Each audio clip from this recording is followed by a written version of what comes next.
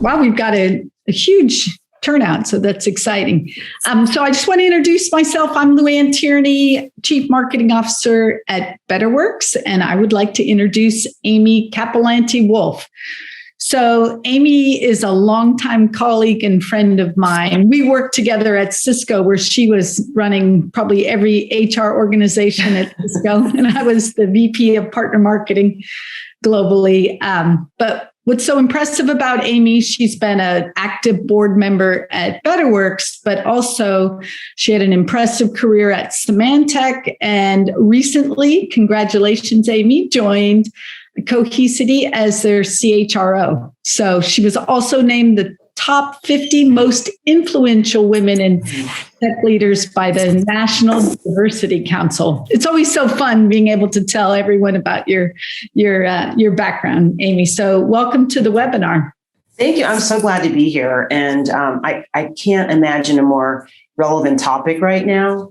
I took the last several months to spend time with my family, publish, serve on a couple of boards, and I watched all of my HR brethren, killing it during the pandemic and early days, all the way through where we are today. And then I'm jumped back into an operational role, which I'm thrilled about with Cohesity. And now I'm actually starting to see the opportunity that we have in front of us around how we work and how working is going to be very different and not at all what it has been over the last 30 years. So I'm excited about this topic for sure. That's great. So there's some stats I thought I would start the webinar off with, which is kind of fun. So, a recent survey of American workers found that more than half said they prefer working remotely at least 3 days a week. And 37% are working remotely in the US today.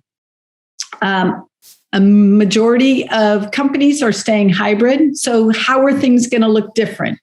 But then did you see the report that just came out from Josh Bersin saying many CEOs, like 83% of them, want a return to the office? So that was surprising. And then you saw Google just came out with a hybrid work policy this past week saying 20% will be fully remote. Another 60% will work a hybrid schedule. And I don't know what about the other 20%, but so our topic is super timely. What I want to do today with you is kind of share the practical aspects of how you think hybrid work is going to change. What are the strategies we could start immediately, because many companies are already having employees go back to the office. So can you give us some practical advice that we can start implementing right now? Sure. And, it's not like it's brain science. I mean, I do think how people work and what they expect of their employer and their relationship to the employer is shifting in terms of a more of a supportive kind of environment that's not just about coming to work every day to do your tasks, but really someone's mental and physical well-being is actually a big part of the topics. But there's just some pragmatic behaviors that I think we learn early on in our careers to go do, but we get sloppy over time or busy and forget to do things as simple as be really clear about the meetings that you're having. What is the agenda you're having? Are you inviting too many people? Because very often we just go from meeting to meeting without clarity about what is the objective of this conversation, where the outcomes look like. And then does 30 people need to be in the meeting, or could we bat it out with 5 or 6 of us? So one really simple thing would be that. 2, it would be really making certain that at the beginning of every meeting that you do check-ins. And ironically enough, my first staff meeting at Cohesity, which was only like 2 weeks ago since I just joined, the first question was a check-in about what are you passionate about and what do you love about what you do in your work every day? So it kind of is like a neurological reset that before you jump into the tasks at hand, you have a human conversation about what others keeping you up at night or some sort of way to really understand what's on your mind and get to know each other better as a team. And then it's things just in general related to the meeting etiquette. And I would say the beauty of being on Zooms was that, besides being a bunch of floating heads, we were democratizing how meetings happen. Because we've all been in situations where maybe we were working remote and our peers were on a phone together in a conference room in some place in San Jose or New York. And they seem to have more of a dialogue happening in the room, and you're sort of out there on your own trying to interject or be heard or ask questions. And very often no one really took the time to ensure that everybody had a say in the meeting. And with Zooms, you had less of that because everybody was working remotely. So I think we're going to have to make a very conscious effort as managers, as employees, to ensure that if people are in the room or they're on a Zoom call, that everyone has a fair opportunity to provide their inputs, to ask questions, and that you're aware of how people are showing up to the conversation. Because the moment people start to feel like they don't belong in the conversation or their points aren't validated, then you start to have trust issues and then detachment issues. So that's why it's things as basic as checking in, meeting agendas. Do you really need to have this meeting? Could you get it done in a quicker construct? How do you make certain people are a part of the conversation? But how do you do that? So now we're going to have some on Zoom and some in person. How do you create kind of that equitable balance? So there'll be some people, maybe you're working out of the Cohesity office and then half your staff will be remote.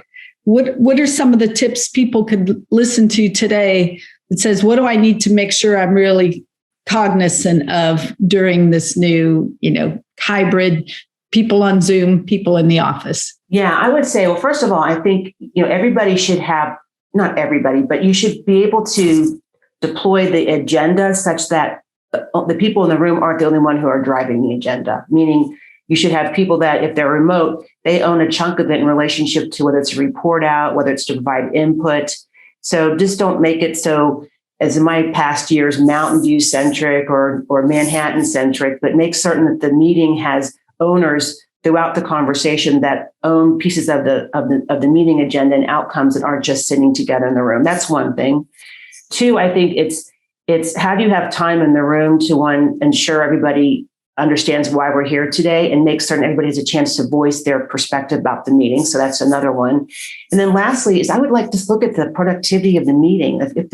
If you have reached your task, then give people a chance to go back and refresh for their next meeting, whether you're in the room or whether you're on a Zoom call, but allowing people to come, collaborate, and then go back to their places to do their work. And I think the Google situation around how they're thinking about remote and hybrid and in person is going to require them to think, and all of us to think differently around collaboration spaces. And maybe you have a collaboration space that's got seats in it, but also some sort of video camera so that maybe right next to you is a Zoom screen that person's almost in the room with you. So which sounds sort of strange, but it actually is a way to kind of have people feel connected. So I think there's things you can do from a logistical perspective, and then just from a people practice, making certain people have a chance to present and or contribute to the agenda wherever they sit and wherever they work.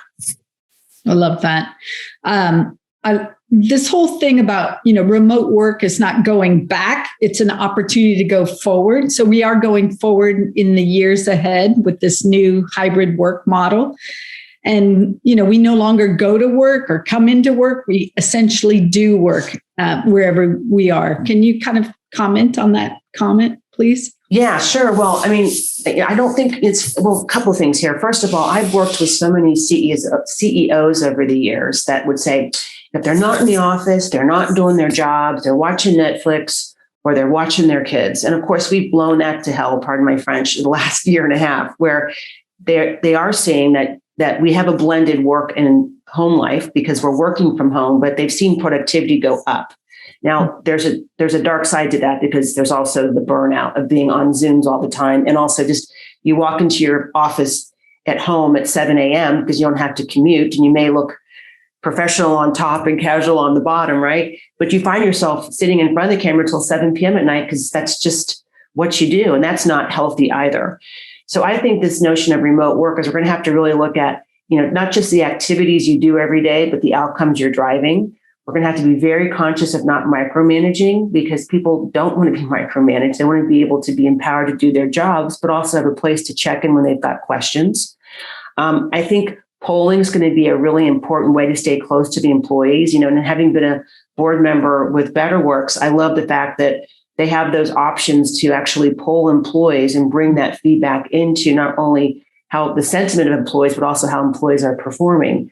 So you have to do a lot of check-ins, and that check-in can be something as structured as a survey, or it can just be a check-in with the manager. But I think this remote versus hybrid versus being in the office is going to require managers to have a whole different and new muscle of empathy, of listening, of inquiry, and almost more like peer coaches than I'm your boss. Because I don't think people want to be bossed. Yeah. I've heard that trend that managers need to take more of a coaching aspect to their role versus the manager-employee-boss relationship. Mm-hmm. Can you comment some more on that? Yeah, and I think there's something like some of the things I think we need to be doing. I think you guys are doing it at Betterworks, and we're certainly kicking it off at Cohesity, is giving managers, investing in them and giving them some tools by which how to open up a conversation, how to give effective feedback, how to check in with an employee to make certain that they have what they need to be successful every day. And sometimes this stuff reminds me of things. Remember that book, like Everything I've Learned, I Learned in Kindergarten, they're like, kindness and respect.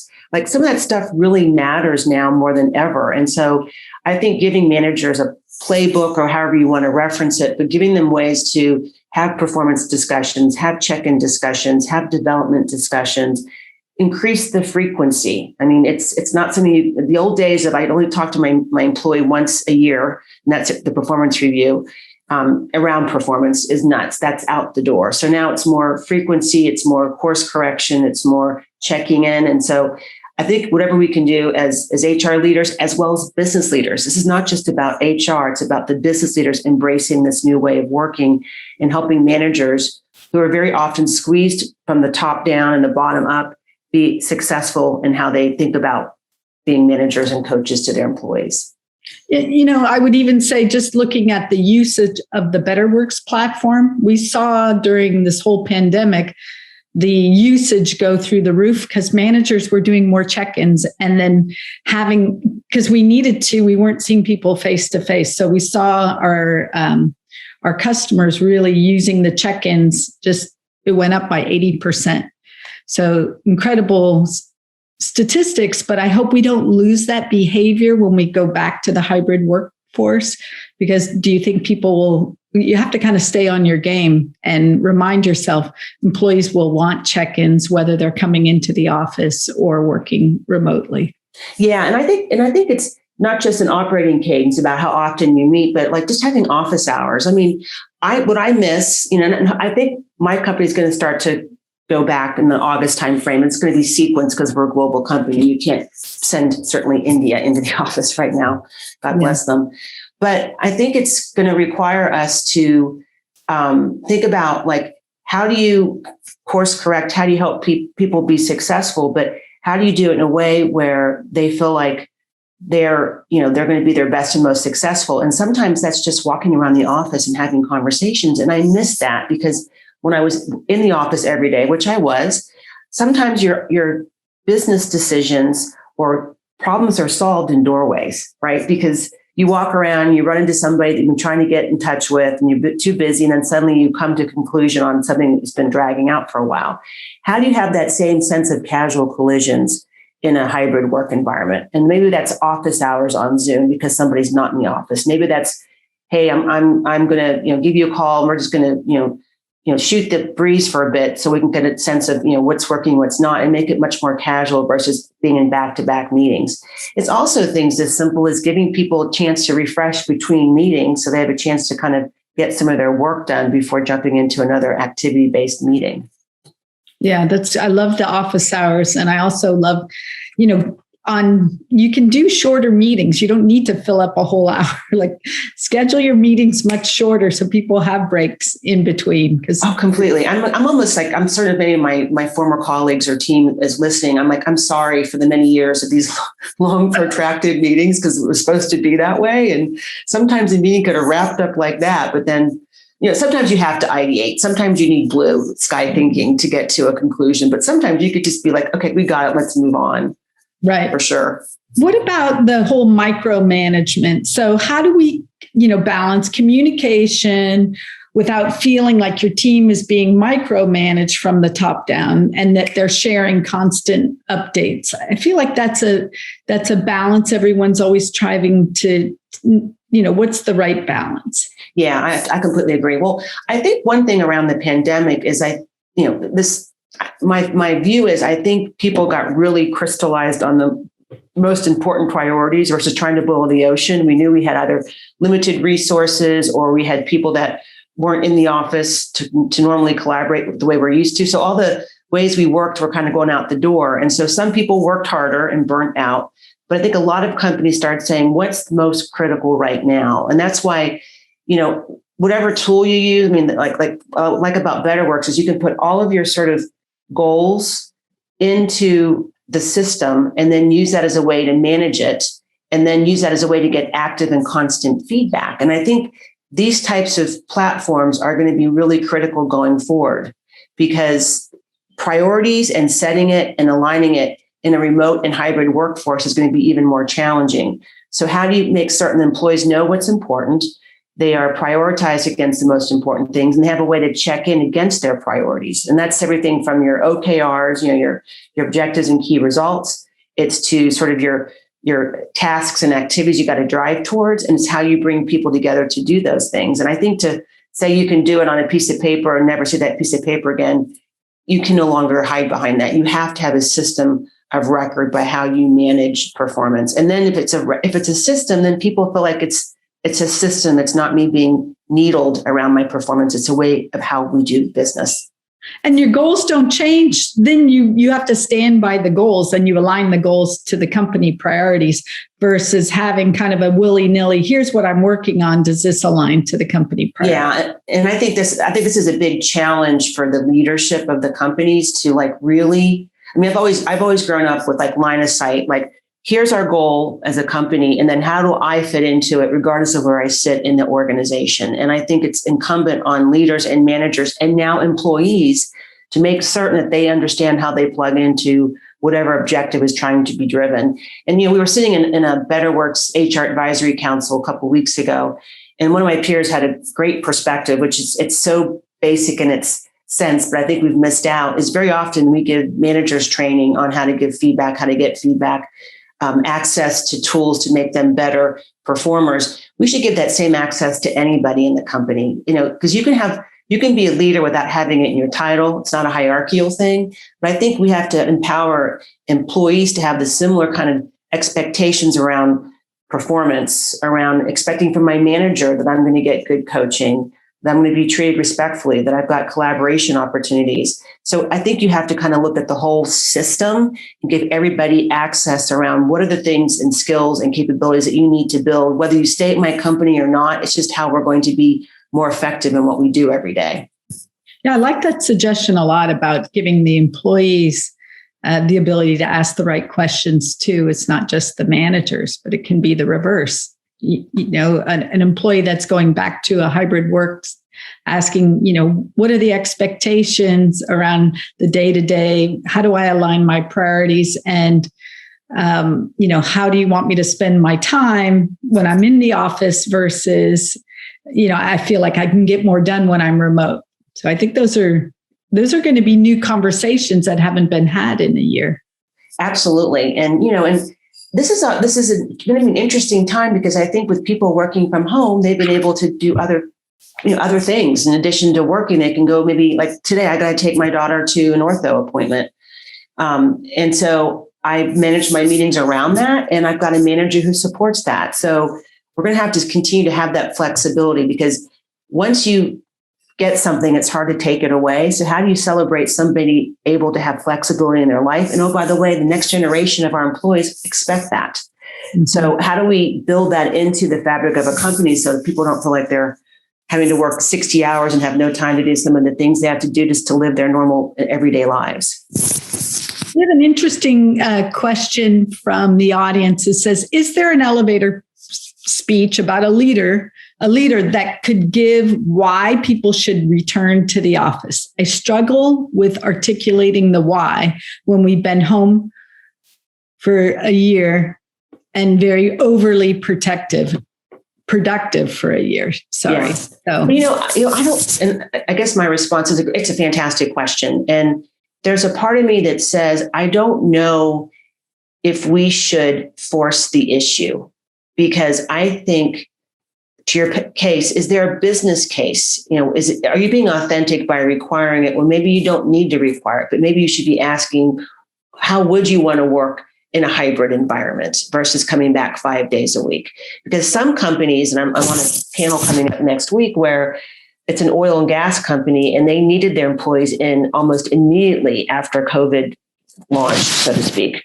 And employees were super resentful, and they understood the business case, but they didn't feel like that they understood their own personal issues. So they've had retention challenges as well as productivity challenges. And so I don't want to see us all do the same thing where we're going to force it. I think it's a conversation. I think it's a personal choice, but it's also a professional choice. If you need to be in the office every day because your job requires that, then that's the conversation you have to have with that individual about why it's a business requirement. But those are going to be hard to prove for most jobs. So how do you meet people where they're at, get them comfortable around the safety and security, and then find a way to kind of meet them halfway? Because, I've, as a head of HR, always believed that you need to be in the office 5 days a week for the reason that you need to be accessible to folks. But with this new hybrid work environment, I might spend a couple of days at home so I can not only do meetings, but also do think time and work. And I think that's okay. So I think the answer to your question is it's very individualistic, and it also has to align to your business strategy, and you have to meet people where they're at and when they're ready. Yeah. I've always managed a global team. So I was ahead of the curve. I was managing people from all over. I mean, we would get together quarterly and stuff like that. But I remember years ago, I would have never have met somebody. I would only do video conferences until they flew to America, or I flew to Europe or Asia or something like that. But I will say that's a really good point. I'm going to add one thing to that, Luanne. So, another thing we can do is really get clear about like matrixed and reporting lines. And here's a good example. And I love Cisco. I was there for many years, as was you. But I remember we'd have like a manager who manages an employee in the UK who manages an employee in like Dubai.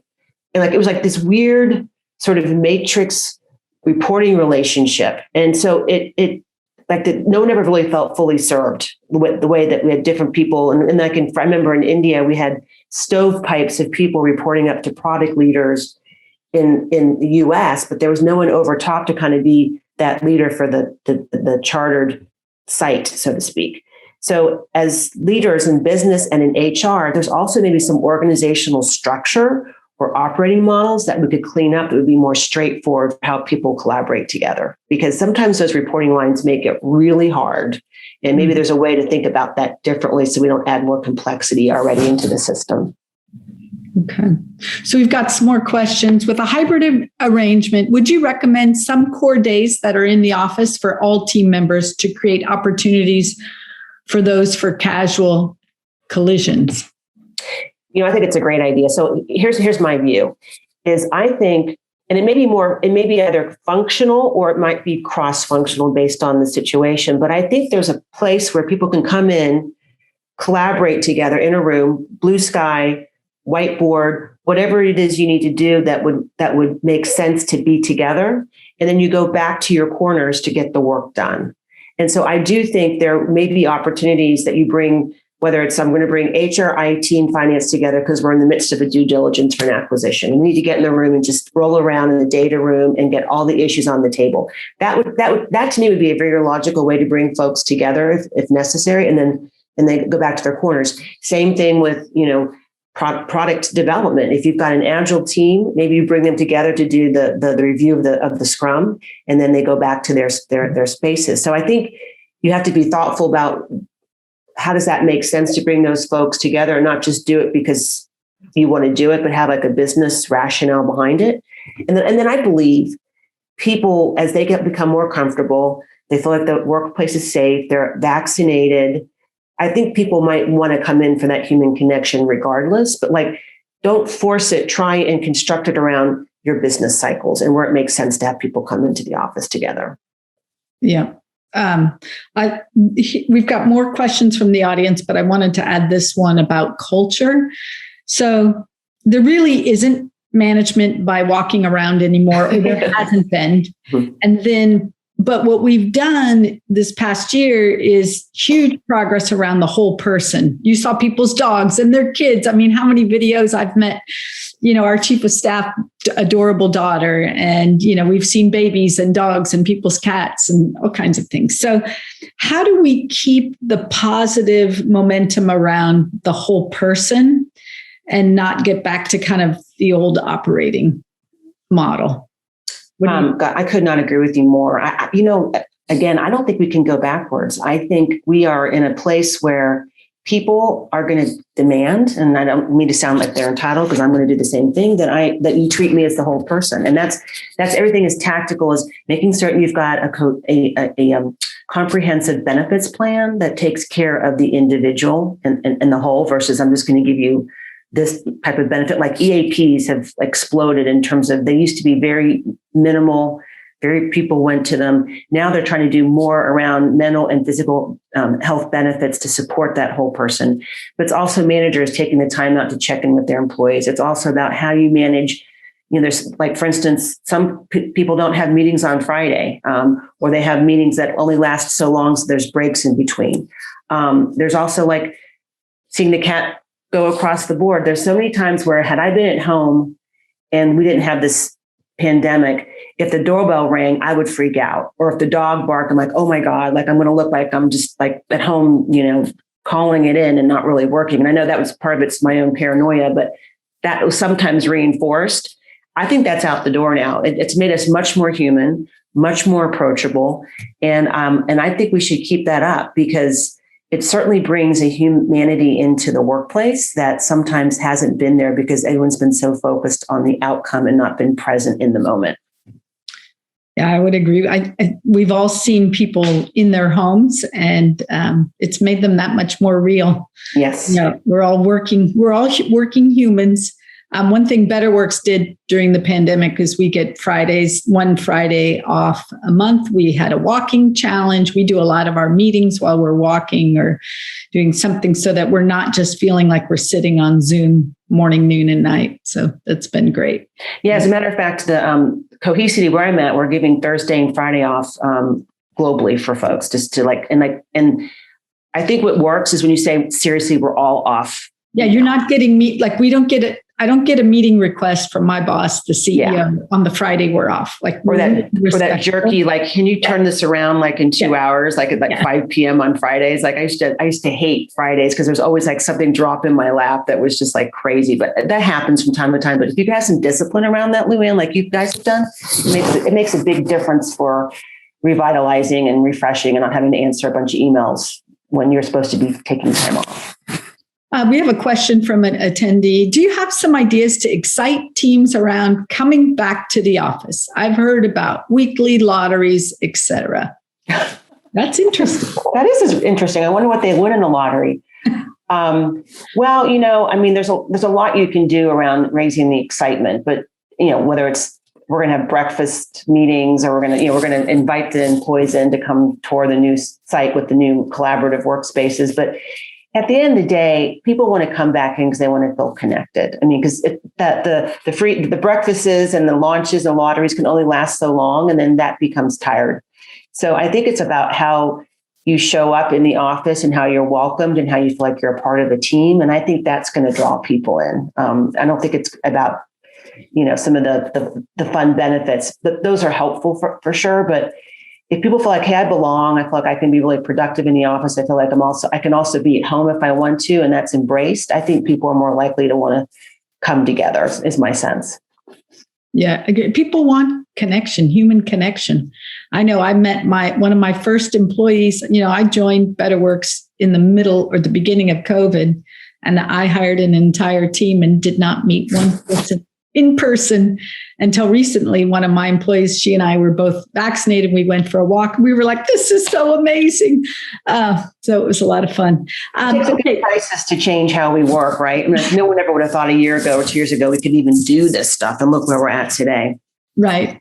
This is an important one. So how do you not show favoritism and have unconscious bias for people that come into the office and you have coffee with or a face-to-face meeting. And there's other people that will never come in, they'll work at a very remote location and will never come into the office. So I think this is an important question. I could not agree more, because that's inherent. I mean, when you see somebody all the time physically and you're engaging with them, they're typically your go-to person, right? Because I can remember days when, like, I need help with this, and you walk down the hall and there's someone that you can always count on that's always available. So you work with them. So two things. One is you could really exhaust that person you see every day, because you're always going to them for help versus maybe going to the right person who may not be in the office. So that's one consequence to it. The other one, of course, is, do they get more of the reward and more of the recognition and the cool projects because they're in the office? And I think it's going to be very incumbent on both the manager or the peer in the office and that person who's not in the office to have regular check-ins, a way to make certain that there's discipline around the conversation, so that you're not just relying on one team member because they're in the office. And then you're always in an inquiry mode. You're bringing people in to help me solve a problem, regardless of where you're sit. I want your brain and I want your viewpoint and your perspective. So to me, it's basic tenets around inclusivity, which is making people feel like they belong. And the best way to make people feel like they belong is that they have a say in how the business is run, and they can contribute to it, and they're heard and listened to. And I think you can do that whether somebody's sitting next to you or somebody's, in a different state than you. You have to kind of practice that conscious inclusivity every day versus the unconscious bias.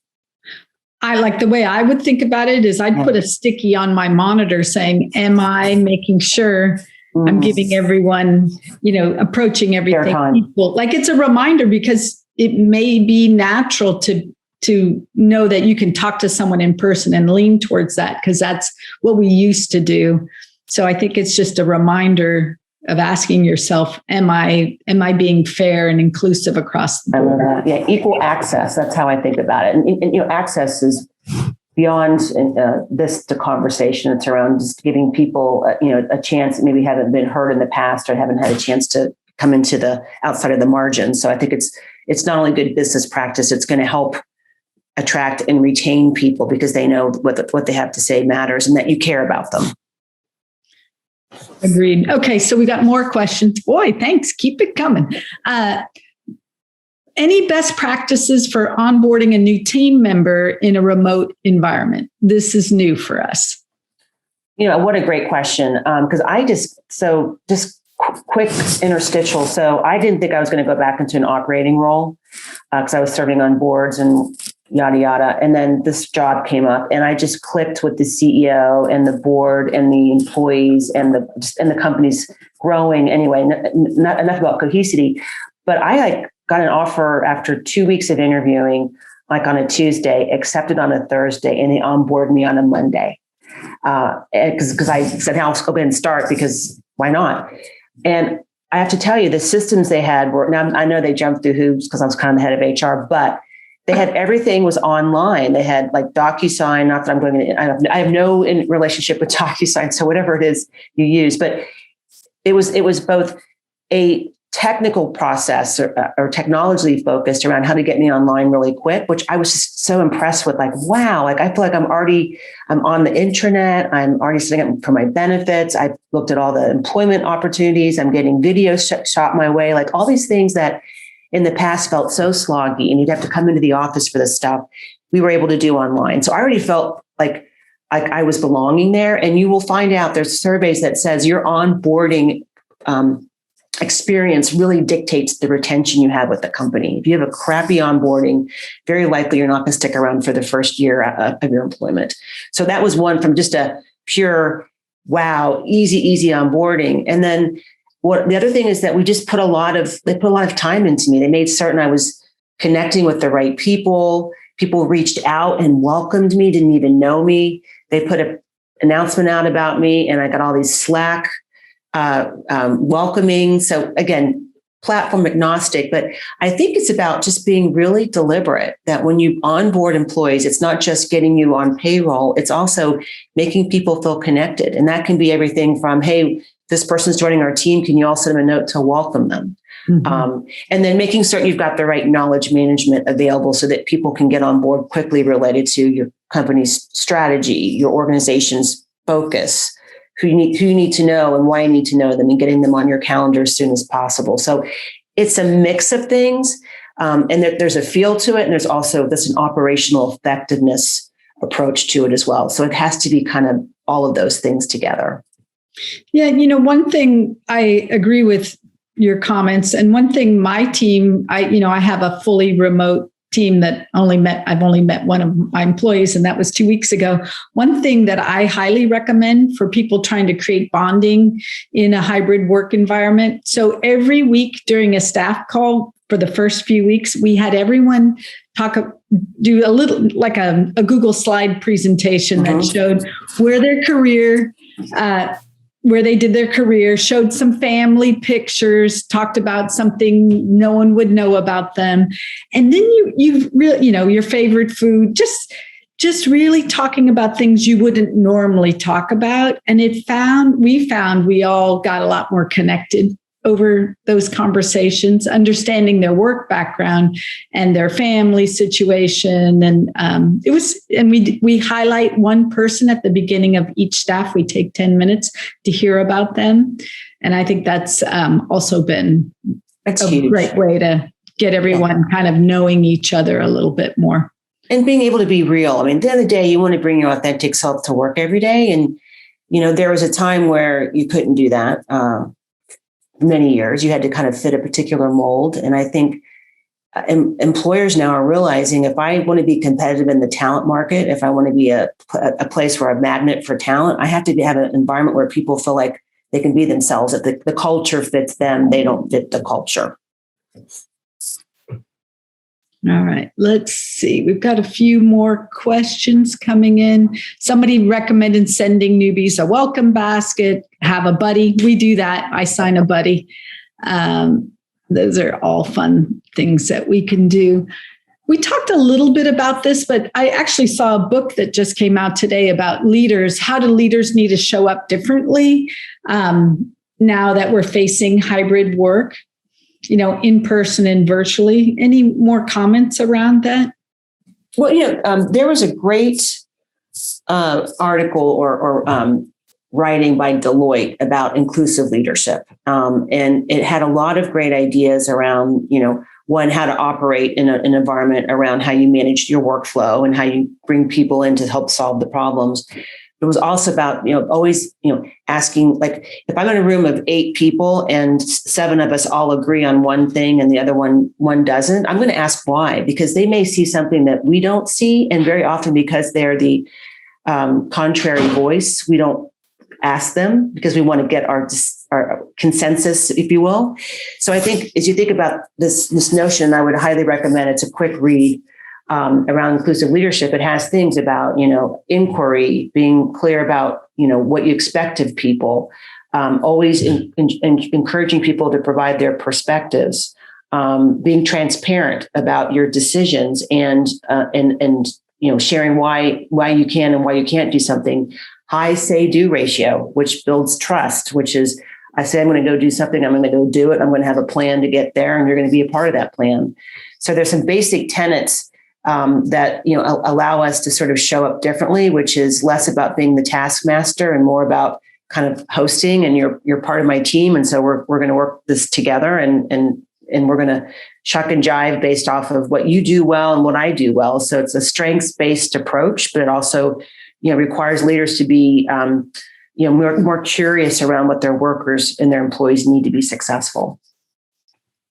Yeah, it's ongoing, right? It's ongoing. Learning journey for sure. There's a lot of younger in career folks, people that I think are going to be pretty excited about, the hybrid work culture, getting back to work. What about these, can you give some advice for the younger in career professional, how they should approach this new hybrid work environment, using it as an opportunity to network or grow their career or hear different perspectives? Would love to hear your insights around that. Well, I kind of wonder if, because this younger generation is much more technologically advanced than we were. I mean, in terms of all the apps they use, the access they have to one another. And very often I see my daughters and they're sitting side by side playing a game together or watching TikToks, and they're not even sort of collaborating, but I call it parallel play, like when you're younger in your world and you parallel play against somebody else. So I think they're already kind of used to this stuff. So I think them coming to the office will be like, wow, this is how this stuff works if they've never been in the office before, so to speak. But I think with early in career folks, it's like, this is a time for you to teach some of the folks who are later in career about how we can be more effective working virtually, because you probably see it more than we do about how we could be more productive and leverage some of the technology and applications, but also come in and really ask about like, what's most important and what do I need to do to contribute to this company, and come in with a curious perspective, but like demand that you have your goals, that you're clear about your goals, that you have development discussions. Initiate those things. Don't wait for the manager to do it for you. Take an active role as an equal in your performance, as a manager would be. And then, really ask for feedback. To me, feedback is a gift, and some people are scared away from it, but if someone's willing to invest time to give you feedback, embrace that. So I would say, teach us, come in with the clarity of what you need to go do, and always have an open dialogue, and then drive those conversations. Don't wait for the manager to drive those conversations.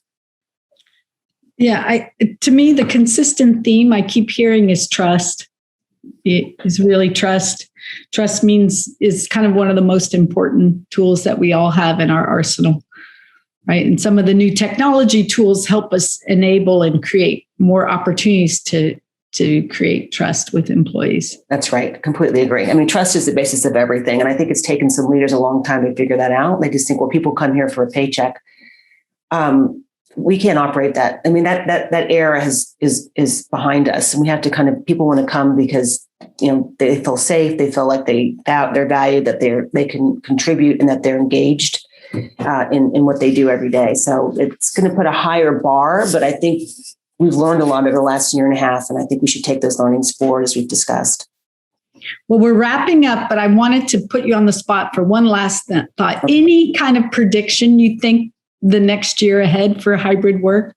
Like I know we didn't I know you're seeing it after throwing that on me. I'm joking. I've known you for a long time. I know you have, and you're, I'm good on my feet with you for sure.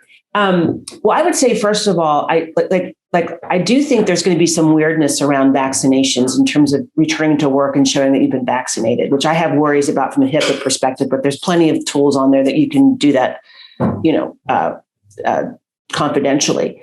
So I think that's one thing too. I think this is going to be an endemic. So we're probably going to get some sort of booster every year, like the flu bug that we have. So I think that's going to introduce a different persona about, do I feel safe coming to work with this person next to me?